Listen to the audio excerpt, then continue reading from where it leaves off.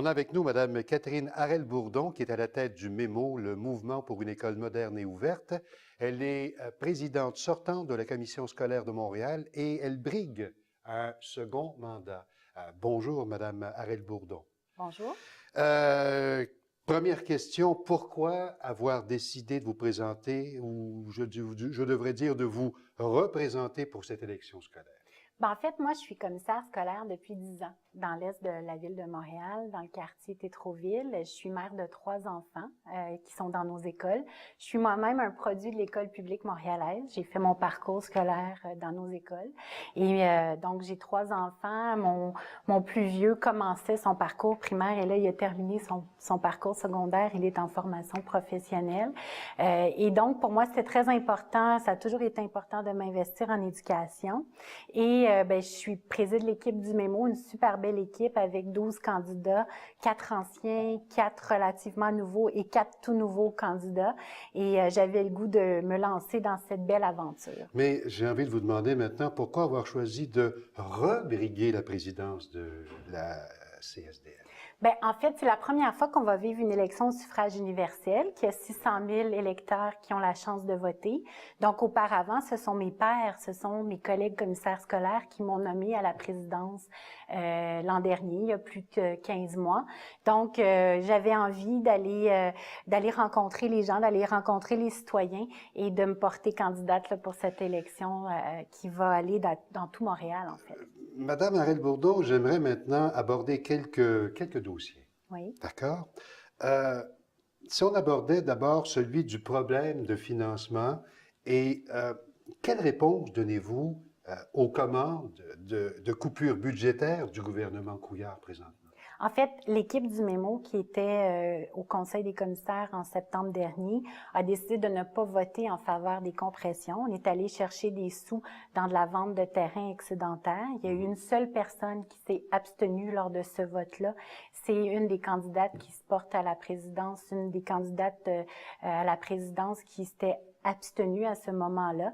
Mais nous, notre équipe, on voulait vraiment faire en sorte on n'ait pas de coupure dans les services d'aide aux devoirs, d'aide alimentaire, d'activités parascolaires dans nos écoles.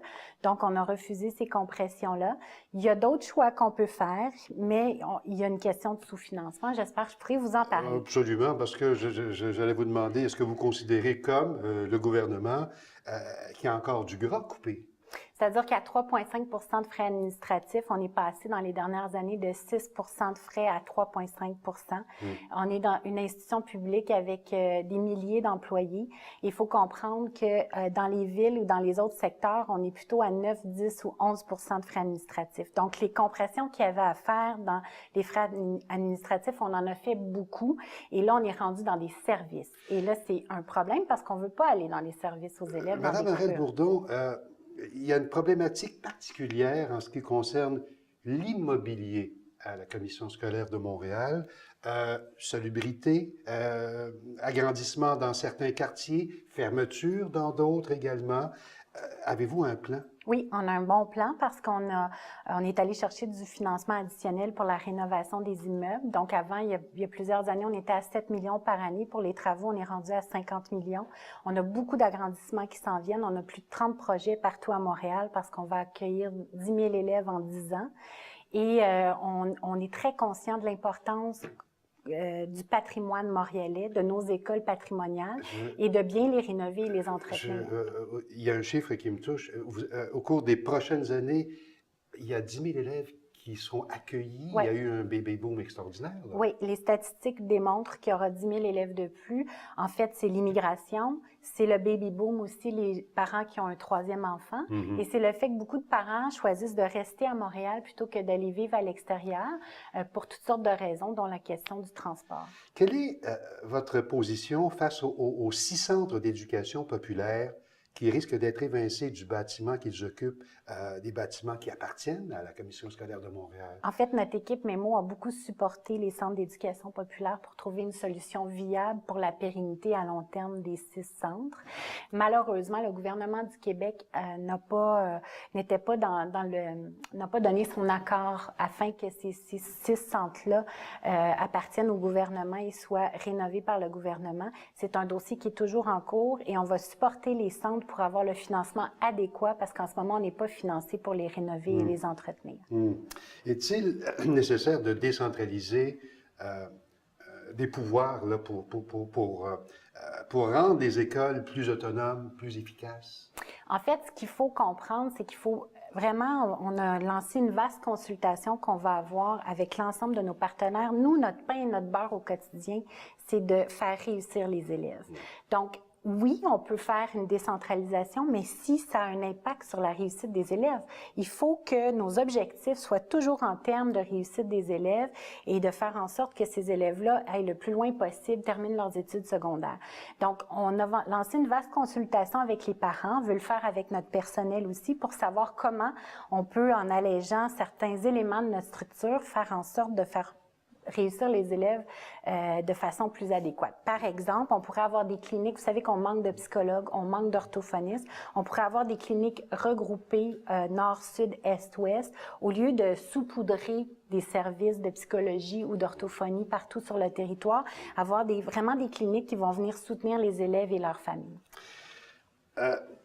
On va parler de partage maintenant. De quelle façon voyez-vous le partage de pouvoir et également des responsabilités entre les directeurs d'école, d'une part, les enseignants, le personnel auxiliaire, les parents? Bien, les parents, c'est les éducateurs, les premiers éducateurs des enfants. Donc, ils ont une place prépondérante pour leurs enfants, puis ils ont une place dans l'école aussi via le conseil d'établissement, via l'organisme de participation des parents. Nos commissaires sont très à l'écoute des besoins des milieux. C'est d'ailleurs pourquoi on a refusé les coupures, parce qu'on savait que ça allait avoir des impacts dans nos milieux. Et nos commissaires ont créé, il y a plusieurs années, l'équipe du MEMO, des comités de quartier scolaire. Et ça regroupe des directions d'école, des parents, présidents de conseil d'établissement, le commissaire, des partenaires de la communauté et tout le monde focus sur les besoins du milieu parce que le besoin à Côte-des-Neiges est probablement pas le même qu'à Rosemont ou au plateau Mont-Royal et surtout pas le même qu'ailleurs dans les autres régions du Québec. Madame Arrête-Bourdon, il y a un phénomène qui touche énormément tout le monde, en fait, c'est l'intimidation dont sont victimes certains élèves présentement. C'est très présent. Avez-vous des mesures à proposer? C'est très présent, puis surtout quand on parle beaucoup de violence, puis de gens qui ont des problématiques d'identité et qui vont aller jusqu'à la violence pour s'affirmer. Et pour nous, c'est très important. On a déposé une politique sur le civisme et le cybercivisme parce que ce qui se passe à la maison le week-end sur l'ordinateur, ça a nécessairement un impact le lundi matin quand les élèves reviennent à l'école. Donc, on a déposé une politique qui met vraiment sur la table toutes les valeurs que la commission scolaire prône. Il faut qu'il y ait des balises, il faut qu'il y ait un guide pour nos élèves. C'est très important parce que des balises dans une société, vous savez, les fondements de la société, c'est la famille, l'éducation, puis ce que la société peut faire avec la collectivité. Et pour ça, il faut donner des balises en termes de valeurs, de respect, d'entraide. Puis en ce moment, ça se passe bien dans nos écoles, le vivre ensemble, mais il faut que ça continue. Si on poursuit un peu dans cette lignée, croyez-vous qu'il y a un problème d'insécurité, je ne dis pas dans toutes, mais dans certaines de nos écoles publiques, particulièrement au secondaire. C'est drôle parce que drogue, violence, intimidation. C'est drôle parce qu'on a fait une espèce d'enquête, de sondage avec nos élèves du primaire et du secondaire. Puis c'était plutôt les élèves du primaire du 3e cycle qui se sentaient moins en sécurité que nos élèves du secondaire, alors que la perception médiatique, c'est les grosses écoles secondaires, c'est dangereux. Pourtant, dans nos écoles secondaires, il y a beaucoup de travail de prévention qui est fait, tant au niveau de la toxicomanie, de l'éducation à la sexualité, d'éducation sur les relations amoureuses, prévention des gangs, prévention de la violence.